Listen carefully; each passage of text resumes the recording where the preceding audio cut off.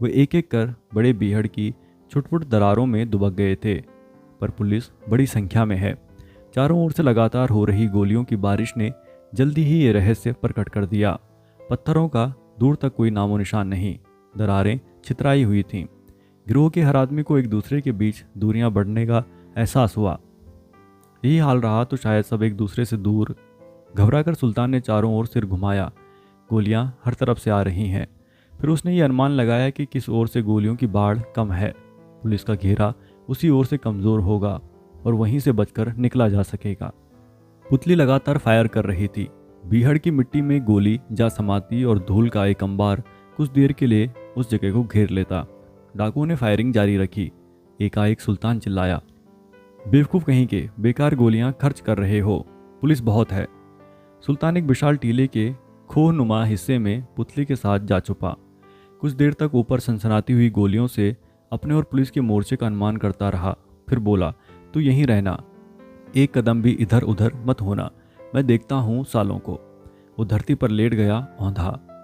एक ओर से बाबू रेंगता हुआ आ रहा था, निहत्था। क्यों रे, तेरी राइफल? वो छूट गई मेरे हाथ से, बाबू ने हाफते हुए बताया। मूर्ख, सुल्तान ने दांत पीस लिए। गोलियां लगातार सनसनाई जा रही थीं। ठाकुर, मैं मारा जाऊंगा। जिधर राइफल छूटी है उधर से पुलिस का घेरा आगे की ओर बढ़ आया है। मुझे तुम अपना रिवॉल्वर। नहीं, मर साले, अपनी राइफल तक नहीं संभाल सकता। सुल्तान उसे दुत्कारता हुआ आगे बढ़ने लगा। बाबू घिया उठा। ठाकुर, मैं मारा जाऊंगा, मेरी गलती माफ कर दो, मुझे रिवॉल्वर। अधिक सोचने का समय नहीं था। फुर्ती से रिवॉल्वर निकालकर सुल्तान ने उसकी ओर बढ़ा दिया। ले, मगर ख्याल रख, मुकाबला नहीं करना है, बच निकलना है बस। ठीक, बाबू ने रिवॉल्वर संभाल ली। सुल्तान रेंगता हुआ आगे बढ़ा। अटकता अटकता बाबू उसके पीछे हो लिया।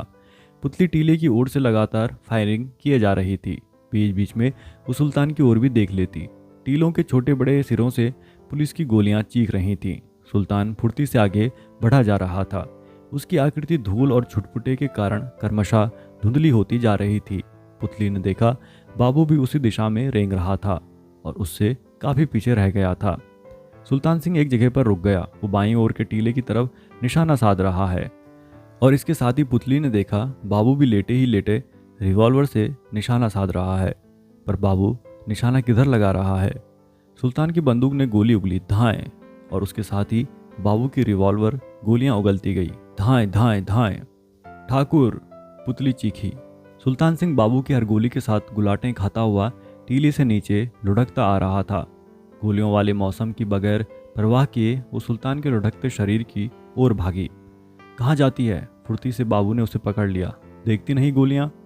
उसने पुतली के हाथ की राइफल एक झटके के साथ खींचकर अपने कब्जे में कर ली और उसे धक्के देता हुआ एक टीले की ओर बढ़ गया। सनसनाती गोलियों के बीच इतनी धूल उड़ रही थी कि ठीक से रास्ता भी नहीं दिखता था। पुतली को खींचता हुआ बाबू एक ओर भागा जा रहा था, दरार के गहरे, खूब गहरे हिस्से में। वो चिल्लाता भी गया, अरे सुनते हो? बचो सुल्तान ठाकुर, अरे सुनते हो? सुल्तान ठाकुर मर गया, मर गया।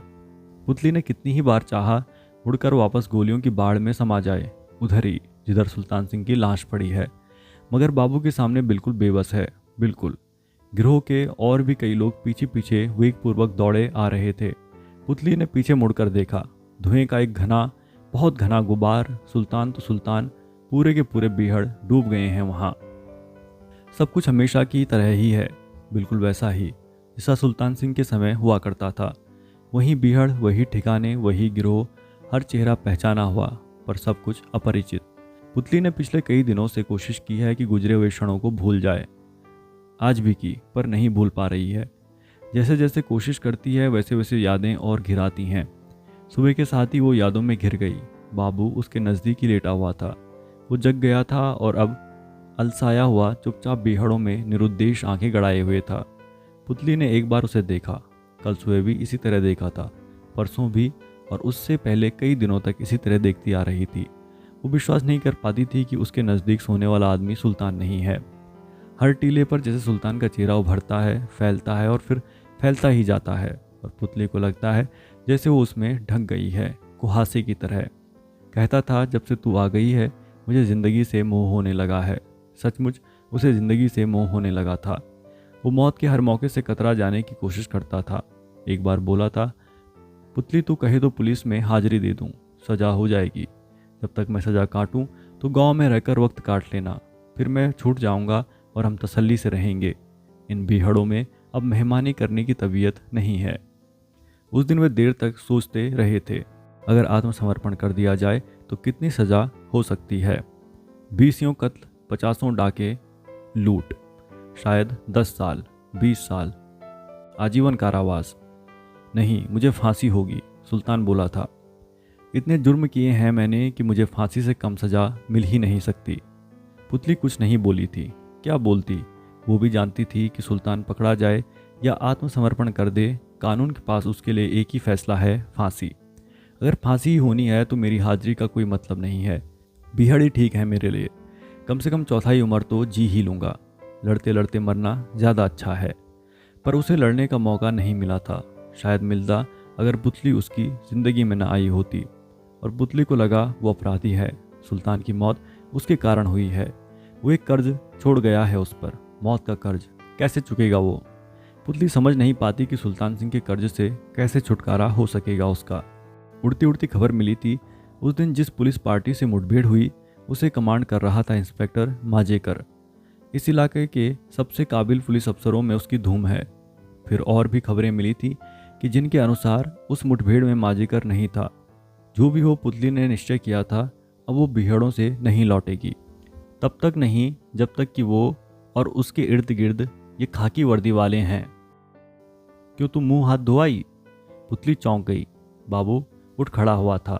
वो कोई जवाब नहीं देना चाहती थी, मगर बाबू जवाब मांग रहा है, आंखों में सवाल दोहराकर। हाँ, मैं भी जाता हूँ। ये कहते हुए भी बाबू उससे सटकर बैठ गया। उसने एक सिगरेट जला ली और धुआं छोड़ता हुआ उसे उसी तरह देखने लगा जैसे पहले देखा करता था। हर क्षण अर्थ बदलने वाली दगाबाज आंखें। पुतली घुटकर रह गई। जब सुल्तान जिंदा था तब भी इसी तरह रह जाती थी और अब भी रह गई है। बाबू निर्दयी है। बाबू निर्दयी और क्रूर होने के अलावा पल्ले दर्जे का धोखेबाज और चौकन्ना है, गिरोह का सरदार। बाबू मुंह को केतली की तरह खोलकर धुएं के छल्ले बना रहा था। पुतली का मन हुआ लपक कर उसकी गर्दन पकड़े और दबाती जाए तब तक जब तक कि आंखें फटकर बाहर न उबल पड़े। पर दूसरे ही क्षण पुतली को अपनी असमर्थता का एहसास हो गया। ऐसा नहीं कर सकती वो। करेगी कैसे? सुल्तान की मौत के बाद बाबू ने उसके हाथ काट दिए हैं। न रिवॉल्वर न बंदूक, उल्टे हर क्षण पहरा। गिरोह का हर आदमी उसके हाथों नाचता है, इसलिए कि वो सबसे अधिक क्रूर, चालाक और निशानेबाज है। बाबू ने अधजली सिगरेट एक और फेंक दी, मुस्कुराया। पुतली ने उस ओर चेहरा घुमाया। बाबू ने एक चील की तरह झपट कर उसे चूम लिया। क्या करते हो? बाबू हंसा। पुतली गाल पोंछती हुई फिर घुटने लगी। सूरज निकल आया था और रोशनी के टुकड़े बीहड़ों के ऊंचे ऊंचे हिस्सों पर बारिश की बूंदों की तरह बिखेरे हुए थे। गिरोह के सारे लोग जा चुके हैं और बाबू उनके सामने ही। पुतली की सांस जोरों से चलने लगी। बिल्कुल कुत्तों की तरह होता है सब कुछ। सामने पहाड़ा सिंह बैठा हुआ बीड़ी पी रहा था। उसके पास ही कल्याण सिंह, दोनों भाई। बाबू ने पुतली को चूमा तो दोनों किस तरह देखने लगे थे। देखने जैसी बात ही है।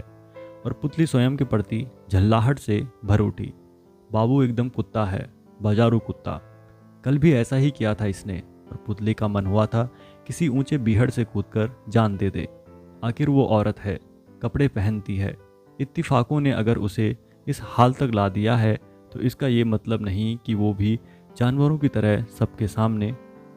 कल पहली बार इच्छा हुई थी उसकी, रो उठे।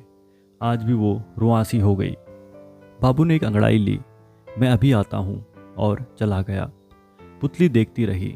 बिल्कुल जानवर है। सुल्तान से 10 गुना आतंक है उसका गिरोह पर। पुतली उठी, देखा पहाड़ा सिंह आंखों में अजीब सा भाव लिए हुए मुस्कुरा रहा था।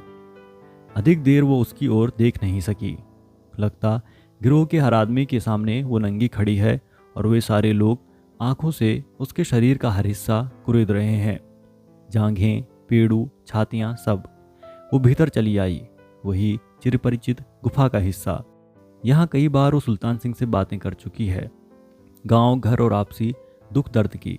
पुतली ने बहुत चाहा था कि कुछ याद ना आए, पर बिल्कुल बेबस होकर उसे फिर यादों ने बांध दिया। बाबू हाथ मुंह धोकर कुछ देर के लिए पुतली के ख्याल से झकझोर कर वापस चला गया था। अब शायद वो बाहर जाकर किसी बीहड़ की ओट में कसरत करेगा। ये उसका रोज का नियम है। कुछ देर के लिए पुतली आश्वस्त हो गई। गुफा के द्वार पर आकर अभी अभी पहाड़ा सिंह झांक गया था। क्या बात है? पुतली ने पूछना चाहा था। बार बार इस तरह आकर वो जा चुका है, पर नहीं पूछा था पुतली ने। पूछने जैसी बात ही नहीं है। पुतली जानती है पहाड़ा भी ठीक एक वक्त के बाबू की तरह है। क्यों ना पहाड़ा को वो तोड़ ले। एक विचार बिजली की कौंध की तरह दिमाग में चमका। मगर वो शर्त, उसकी आंखों में भी वो भाव झांकता है जो कभी बाबू की आंखों में झांका करता था। पुतली खुद को एकाएक तैयार नहीं कर पा रही है। पर अब रह क्या गया है जिसके लिए पुतली परेशान हो। वो खिलौनों की तरह दरोगा, छोटे दरोगा, सुल्तान और अब बाबू के हाथों में खेलती रही है। तब बाबू को छोड़कर पहाड़ा से समझौता करना ही क्या महंगा सौदा है। वो बाबू को पसंद नहीं करती। कम से कम ये कैद सुल्तान को गोली से उड़ा देने के बाद बाबू पुतली की ओर से बहुत चौकन्ना रहा है। गिरोह के हर आदमी को पुतली पर ध्यान रखने की सख्त हिदायतें दे रखी हैं उसने, और बस भर पुतली के हाथों तक कोई हथियार नहीं जाने देता। ये कैद नहीं तो क्या है। उसे पहाड़ा को जरूर तोड़ लेना चाहिए। पुतली के लिए कुछ भी महंगा नहीं रह गया है। न कोई शर्त, न कोई समझौता। वो तोड़ लेगी पहाड़ा को। उसने निश्चय किया था। और जैसे ही सामने से पहाड़ा गुजरा, पुतली ने एक मुस्कान फेंक दी थी। यही काफ़ी है। पहाड़ा मोम हो गया। लगा शरीर के चारों तरफ से मीठे पानी के सोते बह निकले हैं। उसे खुद पर अविश्वास सा हुआ। क्या सचमुच पुतली मुस्कुराई थी? उसने फुर्ती से एक और चक्कर ले लिया गुफा के मुंह पर। वो फिर मुस्कुराई थी और पहाड़ा सिंह के शरीर का हर सोता नदी के पानी की तरह वेग से बहने लगा। कुछ देर के लिए बिल्कुल असंतुलित हो उठा था वो। इच्छा हुई थी भीतर गुफा के मुंह में जाकर पुतली के सामने खड़ा हो जाए और उसकी मुस्कानों को लगातार बर्दाश्त करता रहे। तब तक करता रहे जब तक कि बेहोश होकर गिर न पड़े। कमबख्त किस मारू ढंग से देखती है। न सुल्तान का कसूर था न बाबू का। वे भी पहाड़ा की ही तरह किसी दिन मुस्कान की गोली खा गए होंगे। उसे पुतली से बात करनी चाहिए, पहाड़ा ने सोचा, पर मन ही मन में रह गई। बाबू लौटा आ रहा था। पहाड़ा ने उसे देखा और बंदूक साफ करने लगा। पहाड़ा, बाबू उसके पास आ रुका। क्या कल चलना है? कहाँ? जौरा की तरफ एक गांव में, बाबू ने बताया। खबर आ गई है, जोरदार मामला है, कम से कम 1 लाख रुपए का। ठीक है, पहाड़ा ने बंदूक को उल्टा सीधा कर उसे फूंकते हुए कहा। सब लोगों को बता दे, बाबू ने आदेशात्मक ढंग से कहा और गुफा के द्वार की ओर बढ़ गया। पहाड़ा चुपचाप उसे देखता रहा। उसकी अंगुलियां बंदूक पर कस गईं। बाबू गुफा में समा गया था। मशाल की रोशनी कर्मशः मध्यम होने लगी थी। पुतली टकटकी बांधे देखती रही। लगता था बिल्कुल मशाल के पास सुल्तान खड़ा है। पूछ रहा है, तू सोई नहीं अब तक? नहीं, नींद नहीं आती। देखता हूं कैसे नहीं आती। सुल्तान मशाल ले जाकर गुफा की ओट में लगा देता है। रोशनी पुतली से दूर हो जाती है और फिर अंधेरे में ही सुल्तान के ताकतवर बाजुओं का स्पर्श पुतली महसूस करने लगती है। तुम तो ठाकुर, पुतली उनींदे से स्वर में कहती हुई समर्पित हो जाती है। तुम तो बस यूं ही। और पारे की तरह पुतली का सारा शरीर फैल जाता है, अंग अंग टूटा हुआ पर एक कौंध छिपाए हुए। कुछ खुरदुरे स्पर्श, मीठी सिसकियां, गर्म गर्म सांसें और प्यारा गुस्सा। सुल्तान उसके नज़दीक और नज़दीक होता जाता है और थोड़ी ही देर में वे उठ पड़ते हैं जैसे न जाने कितने बीहड़ लांघ आए हों। पुतली की पिंडलियां और जांघें थकान के गहरे सागर में डूब गई हैं। वो अनमनी सी सुल्तान से छूट जाती है और सुल्तान मशाल पुनः ले आता है। कैसा होता था तब? पुतली नज़र नहीं उठा पाती थी। सुल्तान फिर भी नहीं थकता था। वो दोनों हाथों में उसका बिखरी लटों वाला चेहरा पकड़कर पूछता था, बोल, नींद आएगी ना? पुतली शर्माती हुई उसे झिड़क देती। सुल्तान हंस पड़ता, खूब जोर से। वो मशाल के पास पहुंचता और लौ पर बीड़ी टिका देता। इस सब के बीच पुतली को ध्यान आता, लौ कितनी मध्यम हो गई है। शायद सुबह होने ही वाली है। सुबह? पुतली चौंक गई। अनजाने ही मुंह से निकल पड़ा, बस अब सो जाओ अब। सिर्फ मशाल की टूटती दम तोड़ती रोशनी ही तो है वहाँ, और है पुतली, अकेली पुतली।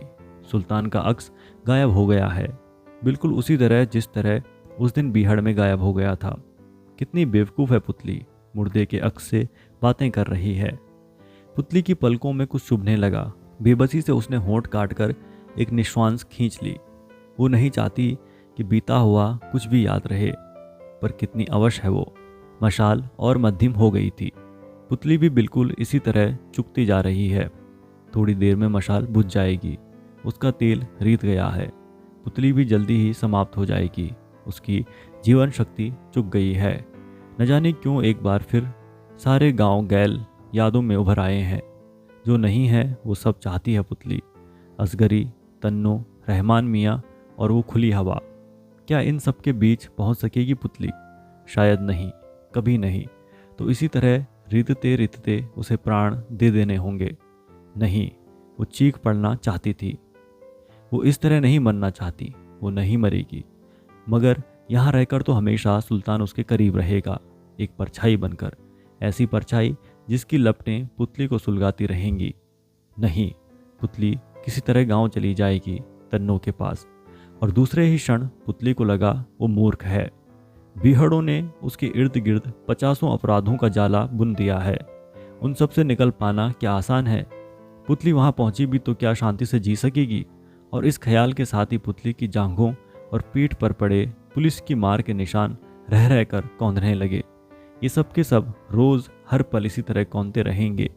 पुराने मिटेंगे, नए बनेंगे, और हर रात हवालात की। कैसे जी सकेगी पुतली? पर यहाँ भी कैसे जी सकेगी पुतली? जिस तरह जी रही है वो शायद मृत्यु से कष्टकर स्थिति है। अनचाही वो बाबू लोहारी के ख्याल में डूब गई। बाहर सो रहा होगा कुत्ता। उसने पुतली को सार्वजनिक प्रदर्शन का खिलौना समझ लिया है। सबके आगे क्या कुछ नहीं करता है वो।